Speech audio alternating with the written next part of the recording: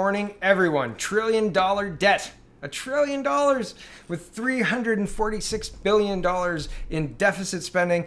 My goodness, don't you feel rich? Right? Here's Justin Trudeau. He says, we took on the debt so Canadians didn't have to. I wonder if he understands who pays taxes in Canada. Has anybody explained this to him? Okay, here he is. And given our extremely strong fiscal position going in, we decided to take on that debt to prevent Canadians from having to do it. Yeah, okay. Sure, crazy. Okay, here's CTV News on May 12th saying, not unthinkable that Canada's debt could hit $1 trillion this fiscal year. Welcome to that reality a couple of months later. And I mean, yeah, not surprising. Here's Pierre Poilievre. He gives a 10-minute speech. A little bit of this is worth listening to. I mean, it's all worth listening to, but a little bit of this is worth putting in my show here. He says we smashed the $1 trillion mark, and the whole speech is worth it. Really, link is in the description. Do watch it. Here is Pierre Poilievre. But this finance minister, in talking for about 15 minutes straight, could not bring himself to utter the size of the debt or the deficit. Now, I will be the first, apparently, to do so. I ask all members to ensure they are in their seats and that they, if anyone out there is listening to this speech while operating heavy equipment, you might want to turn the volume down. This government has now smashed through the $1 trillion debt mark. $1.06 trillion is the size of Canada's national debt. A deficit of $343 billion. To put that into perspective, when this government took office, the entire budget of the Government of Canada was about $260 billion. In other words, they are borrowing more in 1 year than the Government of Canada used to spend in its entire budget not long ago. So we'll leave that there. It's a good speech. Check it out.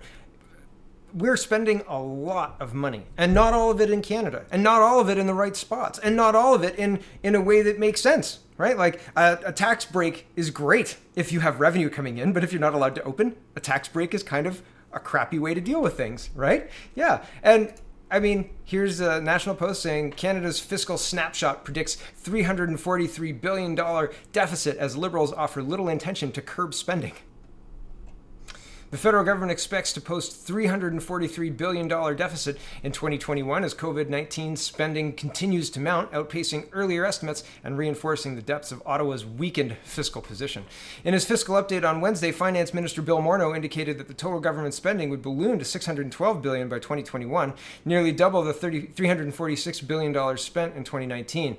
The swollen deficit is largely the result of a higher projected spending under Ottawa's two key COVID-19 financial aid programs, the Canada Emergency Wage Subsidy, CEWS, and the Canada Emergency Response Benefit, CERB, which has been repeatedly extended and expanded in recent months. The update on Wednesday underscores the fiscal bloodbath that Morneau finds himself in as he seeks to guide the Canadian economy out of its steepest decline in decades. Opposition parties and industry groups have been pressuring the Liberal government to provide some indication as to when it will begin to rein in its spending programs, warning that indiscriminate spending could begin to weigh on an eventual economic recovery.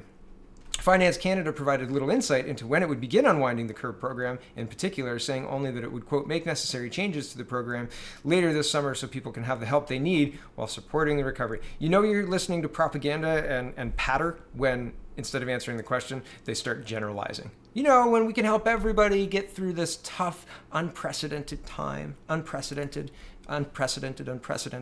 Repeating as well, that's propaganda.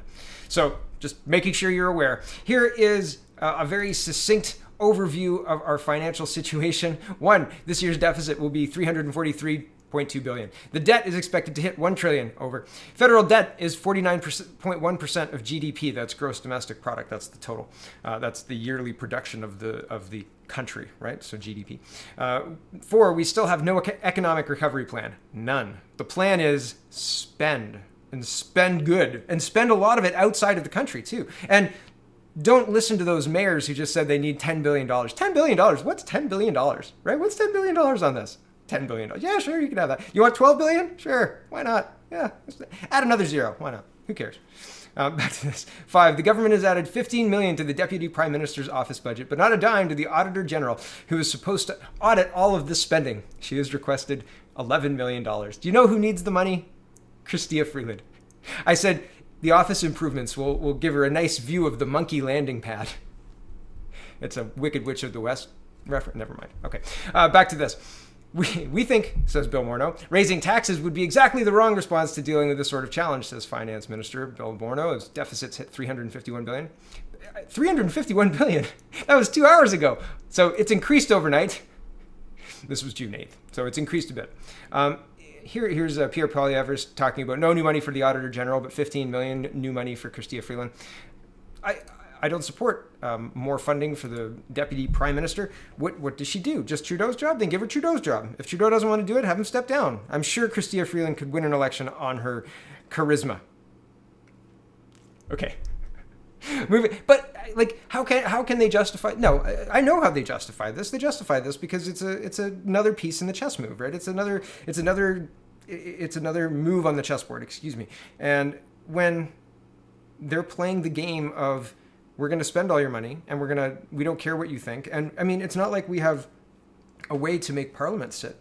Everybody agreed. And by everybody, I mean a majority in the House. And that's NDP and the Liberals agreed that they would have 4 sittings this summer. And not one of them is a confidence vote. Not one. And if you wanted a confidence vote, I mean, I'm sure you could maybe put something together if there's backroom dealings and talking and people being upset about this financial announcement. I mean, we're in dire straits. We don't have money. I mean, Mr. Poilievre says, back in 2015 or whatever, when they took over, the operating budget was in the $260 million range, and we're spending $1 trillion. We're in $1 trillion worth of debt, $300 million worth of deficits, more deficit than the total spending, right? Only a few years ago. It seems to defy reason. It seems there is no argument to be made for them being good fiscal stewards. It seems like any argument based on Trudeau being effective or good at his job is moot. It doesn't make any. I mean, it doesn't fit. Here's Mr. Scheer saying maybe it's a good thing that Trudeau did not go to the United States to have a conference with Mr. Obrador and Mr. Trump because, every time he leaves Canada, things seem to go really, really bad for him and he loses. Here's Mr. Scheer just talking about that. Aluminum tariffs are potentially looming. Do you think Trudeau should have gone in person to this meeting? Well, usually when Justin Trudeau leaves the country, it hurts Canada's position in the world stage. So maybe it's a good thing he stayed home. He has a perfect losing record when it comes to dealing with Donald Trump. So maybe we're better off that he didn't go. Maybe Scheer should have campaigned like he was going to lose the leadership anyway, right? Like that's the most honest way I've ever seen him answer a question. I don't know. And the other one, when I think it was True North was asking him, like, shouldn't you be setting an example? Why weren't you wearing a mask? And he's like, seriously? Like, the country's financially imploding. This is what you're asking me about? And your follow-up? So I thought it was funny. And had he been like that during the campaign, regardless of People's Party, he probably would have won. He focused too much on the People's Party and lost the center. And the whole game plan was to get the center. And I just thought, what are you doing? Like, maybe you lose a couple seats if you ignore the People's Party, but that would still probably have had you in the majority. Anyway, regardless. Mr. Poilievre says, yeah, I've already said that. Here is Mr. Singh. Mr. Singh, I said he's a slider. He can go into, when I was a kid. Okay, so my parents were from different countries and both moved here. And there was a phase, and I think everybody goes through this, where it's like you think about like alternate realities. And the alternate reality was I would not have existed. But, you think, oh man, if I was born in England or if I was born in Greece, and those alternate realities were kind of fun to play with. I wouldn't say that to a news organization. Jagmeet Singh says, Rideau Hall incident would have ended differently if suspect was a person of color. Really? And then right underneath is there was somebody saying there was a person of color. Hold on, I'll find it. So when I saw this story yesterday, this was the first response. What do you mean? And here's a person of color used a van to kill a police officer. A man who tried to kill a police officer and then mowed down 4 pedestrians in in Edmonton. So, I mean, like, it's interesting, right? Like, how does Mr. Singh know? How does Jagmeet Singh know that a person of color would have ended differently, and how differently? Like, what's he implying here? I just think that it's an irresponsible headline. Here's Scrabble. I said this is just bad propaganda. This is just another ridiculous thing to throw out there that says the world that you live in is not what you thought. It's actually racist. It's so silly. So this is Scrabble players look to ban racist, homophobic slurs in game. No. If you're playing with people and you've got the word, I think that people are going to generally do that, or they're not going to play it. Right? It's up to them. I mean, what kind of stupid propaganda garbage is Global pushing these days? Here's a big scoop from the National News Watch. I don't usually use these guys just because of I don't like their logo. It looks... But anyway, there's other references to this, and I thought I'll use the original source because this is the Canadian Press is the original source. And federal website advertising hundreds of non-existent student volunteer positions. These were the dreamed up online community engagement positions where they could volunteer for 100 hours online and get their money. Like, the whole thing stinks. And this is like done in partnership with the YMCA. I'm not going to get too much into this because it's kind of an offshoot rabbit hole that I don't really want to get into. Well, hold on. I mean, it's not really an offshoot. It's right along with the We stuff and goes to how poorly they manage things. I mean, they didn't even really finish this whole thing. Like, they started the process with the YMCA and then just disappeared when things didn't go their way. So, I mean, like, it's not great leadership, right? Like, you follow up with people. Even a phone call to say, hey, I know we were going to work together with this, but, things have changed, obviously, and we're not going to do that. Then everybody would know, right? But as it stands, bad management. Here it is. The federal website advertising volunteer positions for students hoping to earn money for their educations through a $900 million government aid program contains hundreds of positions that do not actually exist. Among the student volunteer positions advertised as available on the I Want to Help website are 1,500 spots with the YMCA Canada to help create online exercise regimes for kids and seniors in the communities. Yeah, you don't need any expertise to create online exercise regimes. Nope, you could just do it. You could just volunteer your time and set it up, and people are going to do it. Yet, the YMCA says those positions were actually the brainchild of We Charity, the organization originally tapped by the Liberal government to administer the Canada Student Services grant, and that the YMCA never agreed to them. Both the YMCA and We blame a miscommunication as We scrambled to get the grant program, through which students could get up to $5,000 toward their schooling if they volunteered the maximum 500 hours, up and running as quickly as possible. We have since withdrawn from running the program. In an interview, YMCA Canada President Peter Dinsdale said his organization proposed hosting 391 volunteers through dozens of YMCA locations. They would focus on 3 areas, helping local branches with marketing and website design. Again, you don't need any training for that. Just volunteer your time, man. Data analysis and assisting seniors with tech questions. Okay, that one's good. Data analysis? What do you think about that data? It's good? Tap. We sent a draft back to this and they sent a draft back, and that's when we saw these other... Okay, sorry. The YMCA arrived at the number... Oh, I apologize. Hold on. I lost my place. The YMCA arrived at the number 391 after reaching out to branches across the country, Dinsdale said, after which the national office drew up a draft memorandum of understanding with We to formalize the arrangement. We sent a draft in and they sent a draft back, and that's when we saw these other positions and we asked to separate them, he said, of the 1,500 positions for online exercise regimes. And they said, great, and we haven't heard from them since this has all gone down. Wonderful leadership. Only entity in Canada that could possibly do it. I've been talking about cops a lot and that we should maybe shut down their illegal revenue streams. This one I was like, what? And I tweeted out he was a London cop, but I should have read more closely. A Toronto cop in London. Toronto cop charged, son wanted, in London, Ontario, killing a former warlord. The warlord is not a Canadian citizen. The whole thing is just wild. Like, how does this even happen? And I think that the cops did a good job at cleaning out the biker gangs. And at this point in time, if you asked popular opinion, the biker gangs are probably more are seen as better than the police officers. I don't know about more trustworthy. I don't know if you'd call the Hells Angels if somebody was robbing your house, but you might. Hauwei is going to be banned in Canada, maybe, after Bell and Rogers both decided to go with Ericsson or other companies and leave Huawei out of the central networks. Trudeau looks like he's going to follow suit because the UK and other countries have followed suit and banned them. So here's Global News. They say, as Canada's allies move to ban Huawei, experts say Canada will likely follow suit as the ongoing national security decision lingers. Their experts have been hit or miss. I mean, and by hit or miss, they've been like absolutely awful for a long time. So, I mean, take it with a grain of salt, right? It's Global News. So they may be pushing a narrative with that too. I don't know. Here's Dan Albus, and he says, Trudeau said the decision to use we was made by the nonpartisan public service and not by him. Do you remember that? That was on June 27th, 2020, says Dan Albus. And Dan Albus is the MP for Central Okinawa. And there's two other places that Nicola and I'm not going to try that one. He's an MP for the Conservative Party, and he's the Shadow Minister for Employment. And yesterday, CBC is reporting, I think it's CBC, Global News, Globe and Mail, Global News, CBC. She says, PM Justin Trudeau says Cabinet made the final decision on awarding We Charity the contract to administer the student volunteer grants, and despite his family ties to the charity, he did not recuse himself from that decision. That's notable, right? Like, you should probably step back if you are speaking regularly, if you call one of the directors your friends. Craig Kielburger's a friend. If you put that person on the leadership debate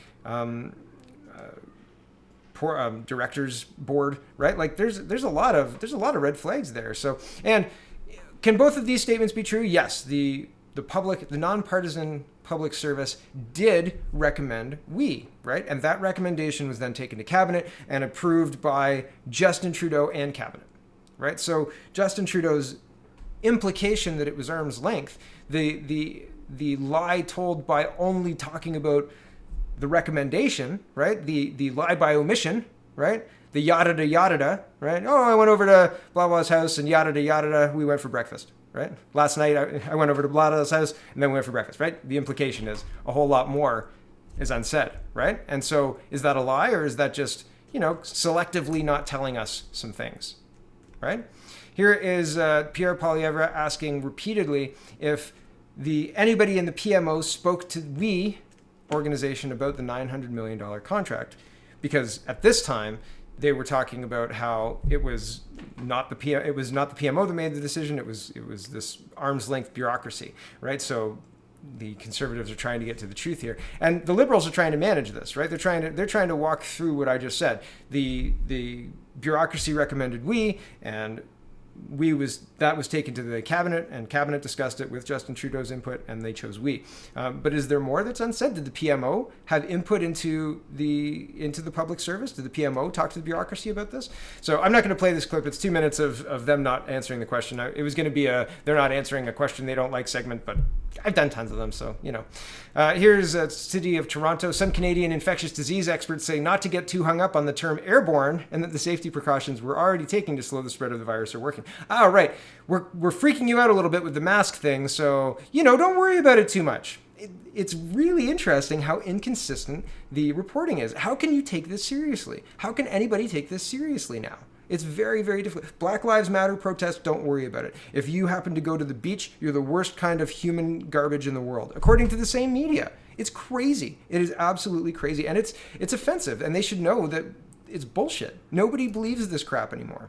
Here's a funny headline that I came across. Backlash after cultural icons, including Margaret Atwood, warn of free speech is under threat. So the whole idea is to cancel them, right? Shut them up. Don't let them talk anymore. They're talking about cancel culture, and we want it to continue. Let's cancel those guys. That's a big list of people who need to be canceled. Cancel culture comes for them. Here's the True North video I was talking about earlier, where Scheer's like, seriously, like, what are you talking about? Andrew Lawton tweeted it out. I thought it was funny. Worth the watch. I'm not going to play it right now. This is confusing for Ontario parents, and we're almost done. It's 20-minute video, not too bad. In June, Mr. Lecce told school boards they had a flexibility to develop hybrid models for the fall. Now the government has taken that flexibility away. Story here. It's a Globe and Mail story, and I no longer have a subscription, so so I'm not going to read it right now. But I think the inconsistencies across the board, including education, including from Mr. Ford, weaken his position, make his base uncertain of who to vote for in the next election, because they're not represented by Mr. Ford. The evidence is not backing up what Mr. Ford's actions are, especially with regards to businesses in Ontario. He's very lucky that he didn't implement a mandatory mask order. I think that would have not gone well. And there's a lot of people in municipalities who are upset about this. Many more than you would think online as well. Many more. There's a lot of people. If you get a poll, there's a lot of people who do not want masks mandatory. It is a very small, loud minority who want masks. And honestly, the data that I have found, the data that I have seen, does not back up, A, that masks prevent infection, and B, that masks don't hurt you more than they help you. I think that they hurt more than they help. That's the conclusion that I've drawn based on everything that I've seen. Here is Perrin Beatty, and he's the president and CEO, Canadian Chamber of Commerce, former MP and cabinet minister, and president of CBC. Right? Just wear your mask. He says, when we wear face coverings in public, we're showing respect for others. If we cooperate in following sensible public safety measures, we can speed up the rebuilding of our economy and our lives. Right?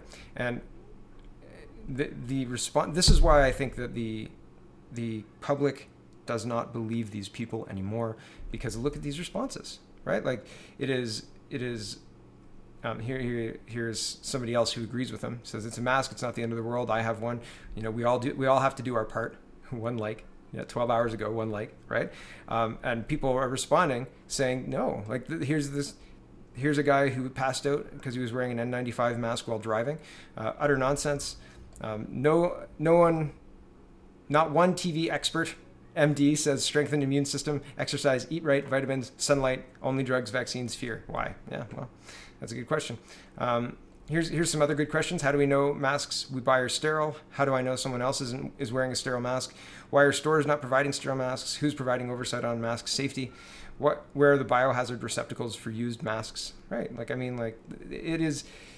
Honestly, and these are just Twitter replies. This is anecdotal, and I know that, and I hope you know that too. This is not, by no means is it conclusive, but they're writing propaganda to back up the idea that wearing a mask is in the public good, and it is not in the public good. Not not for yourself. It's not good for you, and it's not good for people around you. They can't see what your intentions are, if you're smiling, if you're frowning. It fogs up glasses. There's all sorts of reasons not to wear a mask. I know I've changed opinions on this, but there's a lot of things that time changes, and so... Man, you have to be open to looking at things and looking at data that's real. If the hospitals were overwhelmed, if we had body bags 6 deep and lots of concerning issues, then yeah, by all means, let's continue and figure out how to solve this thing. But we've got an effective treatment in HCQ. By the way, it also treats malaria, and there's efficacy being shown in peer-reviewed studies. There's no reason to continue to destroy our economy. It is a darned shame that we've got all sorts of leaders in positions who are pushing these social engineering nudges, because I think that's what they are. Look into what nudges are and how Barack Obama used nudges. It's very interesting. What's his name? Gladwell. Malcolm Gladwell does some free stuff in, I think, Revisionist History or just on his podcast about nudges. So if nudges, Malcolm Gladwell, have a look at that if you're interested in that. That's enough out of me. Thanks for watching, everybody. Check out CanadaPoly.com. Check out CanadaReport.co. Check out SpeakingMoistly.co. And have a wonderful, wonderful day.